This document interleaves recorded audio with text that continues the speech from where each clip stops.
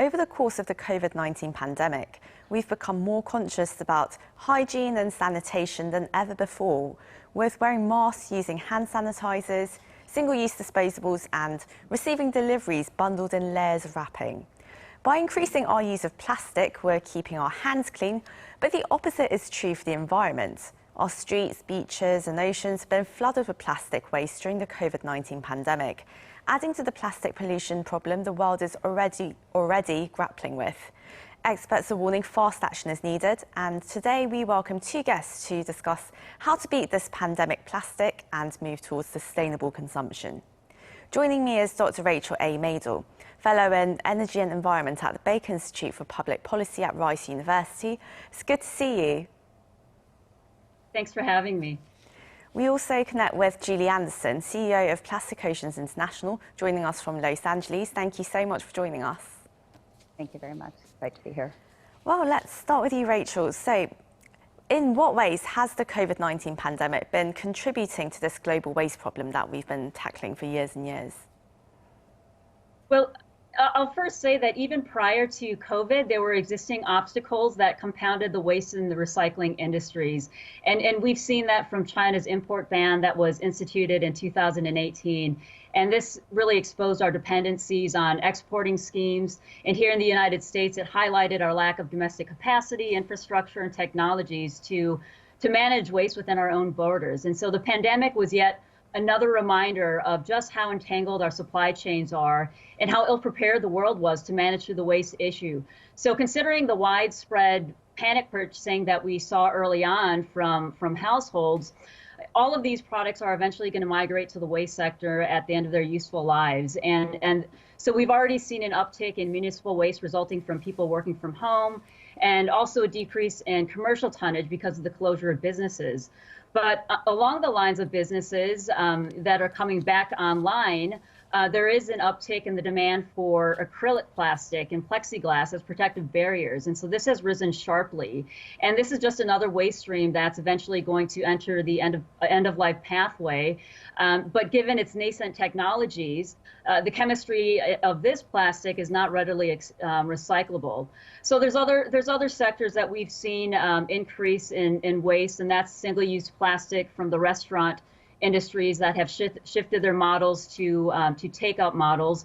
And then, of course, from the medical community, they've experienced an exponential increase in the demand, the use, and the disposal of safety supplies, including the masks, the face shields, sanitizing equipment, cleaning product packaging. And so this has caused a rapid increase in the regulated medical waste and hazardous waste as the COVID-19 pandemic has played out. And then I would say, lastly, the uncertainties regarding the transmission of the virus and the survivability on various surfaces have led cities to take more of a precautionary approach when collecting materials. So instead of managing plastics as a recyclable commodity, as we have with some polymers, early on in the pandemic, a lot of these materials were being directly routed to landfills and incinerators out in abundance of caution to limit the handling by workers.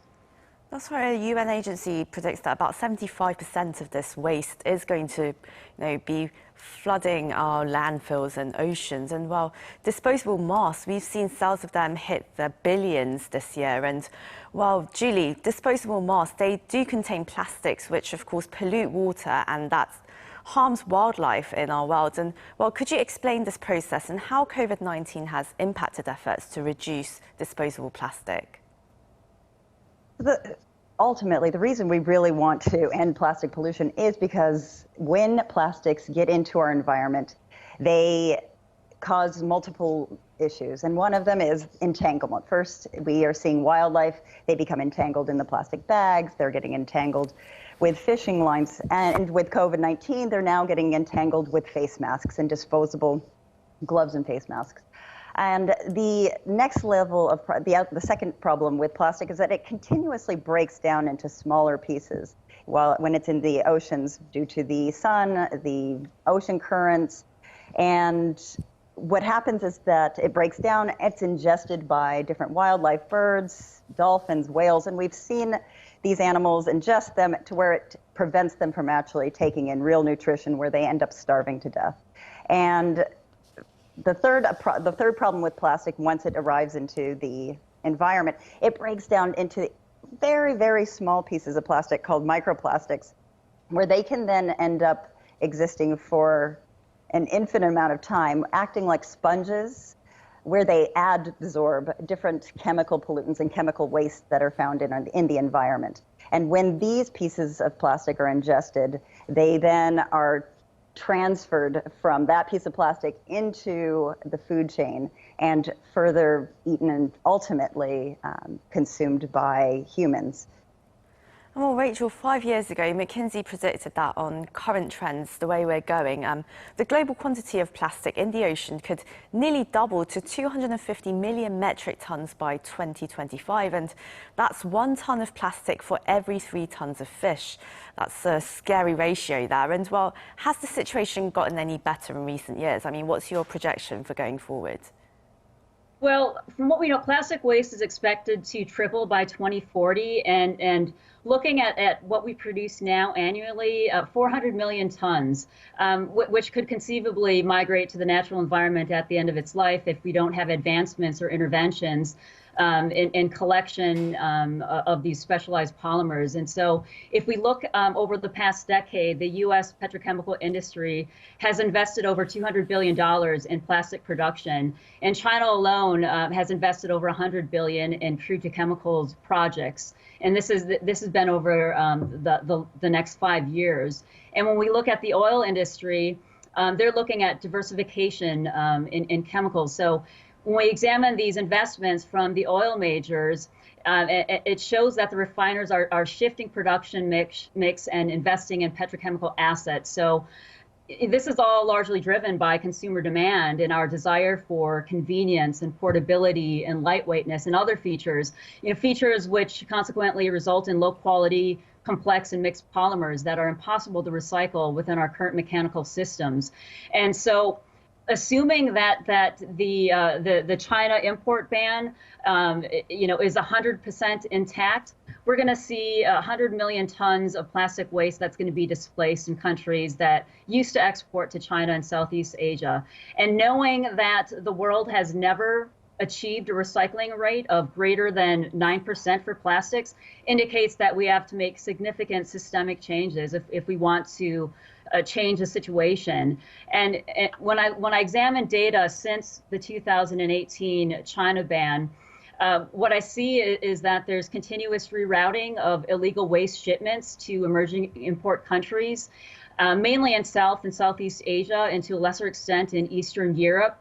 There's also been an increase in illegal treatment of plastic waste in both the export countries and emerging import countries. And there's also been an increase in fraudulent documents and misdeclaration of plastic waste. And so the reality is that the high-income countries that lack the domestic infrastructure to manage the displaced waste that was once exported to China will likely be managed in landfills and incinerators until we build that domestic capacity and generate internal markets here. And then in the low-income countries that receive some of the export overflow from China's waste, the reality is that these countries, they have the highest rates of mismanaged waste. So plastics and other materials are at a very high risk of migrating to the ecosystem. And so this is a very grim reality. But I do want to make 2 very important points on this. The first one is that many deem the pandemic and what's happened with China's ban to be a crippling force on the waste and the recycling industry. But I think it's actually a catalyst that's needed to evolve from a linear economy to a more circular economy. There was very little incentive to do this prior to the export ban. So we have a lot of opportunity for improvement and investments in different areas. And for the first time ever, I see a motivation from all societal actors in this area. And my second point that I'll make is kind of in line with what Julie was saying is that, tracking ocean plastic waste inputs and their fate and distribution is notoriously difficult. So it's very complex and difficult to know the actual volumes and the impacts of waste plastics in our oceans. And so there's a lot of work to do in this area when it comes to quality assurance and harmonization of sampling and measurements. And we're not going to really understand the true effects of microplastics in the environment until we make some of these changes. So there's a lot of work to be done here, but a lot of opportunity. Well, it looks like we need a lot of concerted efforts on a multilateral scale, really, to do this. And well, Julie, your organisation has become part of the Ocean Plastics Charter, which brings together 6 governments, including the European Union. And could you tell us more about this initiative? So part of this initiative is really to set up standards on moving towards a circular economy. And really, to end plastic pollution, we need to actively engage and foster collaborative communication across all groups, communities, and industries. So we need to break down these current silos of communication where only the multinational companies are speaking together, small communities are fighting to handle their waste management streams. And what this Ocean Plastics Charter does, and by us becoming part of it, is really engaging the conversation with these governments, these multinational corporations, as well as the consumers, which we represent. We really go in and try to educate and enlighten consumers to become conscious consumers on shifting our economy away from the current linear model and then moving it to one that's circular. And to what we believe is that ultimately that means really shifting our understanding, or the consumer's understanding, that the end-of-life plastic is not waste, but rather a resource. And so that we can start designing these different products differently with this end of life in mind, and understanding where those recycling methods, or the available recycling methods, are in each community, and as well as getting producers to understand their role in designing products and understanding if there is even a secondary market for the materials that they make. Well, plastic is in almost all the items we use nowadays in daily life in the modern world. We consume plastic, we consume using plastic, our credit cards, and well, how then, Rachel, how can we then turn plastics into a valuable, marketable resource instead of waste? And how important is global cooperation and the political will in doing this? Well, we are a global economy with interconnected supply chains that depend on foreign markets for trade of critical goods and services. So global cooperation and political will is extremely important to move the needle forward on responsible trade and resource management and end of life, and to meet our global climate and sustainability targets. So I think there needs to be a significant paradigm shift in human behavior where plastic is deemed as a resource and not a waste. Our consumerism drives the demand in plastic. So that means progressing from a mindset of solid waste management to resource management. And we need to ultimately increase the demand for recycled materials so that the recycling market can grow into a sustainable, well-functioning industry. And I think this will likely be a combination of fiscal instruments, government standards, government procurement contracts, different voluntary measures, corporate commitments to purchase recycled materials, and different types of regulations. But regardless of the configuration, it's going to require the underpinning of informed and balanced policies that are consistent with the technologies across the entire life cycle, and account for the impacts along the global supply chain, and not just the economic impacts and the environmental impacts, but the social impacts as well. And looking at policies that encourage innovation, like re-engineering new circular polymers, and understanding the necessity for chemical recycling. Our traditional mechanical recycling systems are very limited right now, and it can't process the high volumes of mixed, low quality, low density plastic chemistries that flood the market. So their fate is ultimately incineration and landfill, or export to countries that don't have the technology to management. And so these polymers are recyclable, but they do degrade every time it is recycled. So ultimately, it's downcycled, and eventually it's landfilled or incinerated. So chemical recycling is a way for us to keep these molecules in play, where they can be remanufactured into new plastics of equal quality. And so this is consistent with zero waste, sustainability, and circular economy goals. But many laws don't recognize advanced chemical recycling as a bona fide process. So this needs to change. Recycling is essential service. And I think lastly, in our pursuit for transforming plastics to a valuable, marketable resource, we really have to understand that the economics of recycling is very much location dependent. Because not all solutions are viable or compatible in all regions of the world. And this is especially true in emerging markets, especially non-OECD countries that have a substantial informal sector. And so not considering this informal sector can greatly impact the economics of the waste system. And we have years of experience and data that illustrate that it can be highly counterintuitive or counterproductive to establish new formal waste systems without integrating the already existing informal systems. So we really have to take that into account. And this ultimately will help prevent plastics in high-risk areas from migrating to the natural environment. And Julie, how do you think we should maximize plastics potential as something of value rather than just waste? And what are the best ways that we can really, in our everyday life, limit the use of plastic during this pandemic?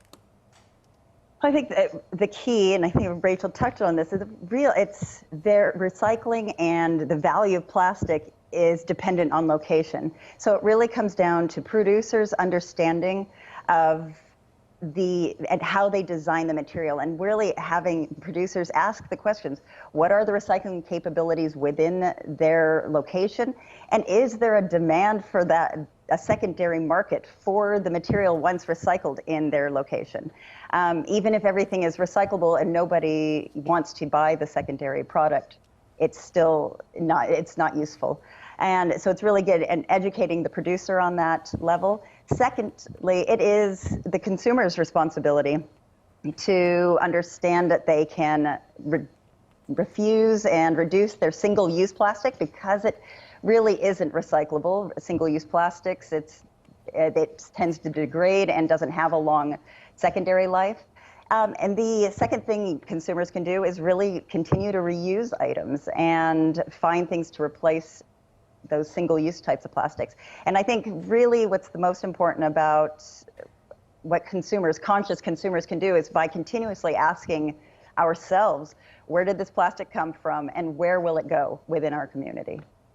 Yes, we really do need to ask ourselves these questions. And well, here in South Korea, we've been having some consumer movements like the upcycling trend, which I thought was quite encouraging. But well, hopefully we'll see a lot of innovations, as you both mentioned, which is very important in tackling this growing plastic problem that we have. And well, this is where we're going to have to end the program. But that was Dr. Rachel A. Madel, Fellow in Energy and Environment at the Baker Institute for Public Policy at Rice University, and Julie Anderson, CEO of Plastic Oceans International, joining us all the way from Los Angeles. Thank you both so much for your insights. Thank you.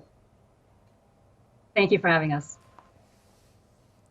And to our viewers, thank you as always for watching. We will be back at 8 a.m. in Korea on Monday. Have a lovely weekend wherever you are. Goodbye.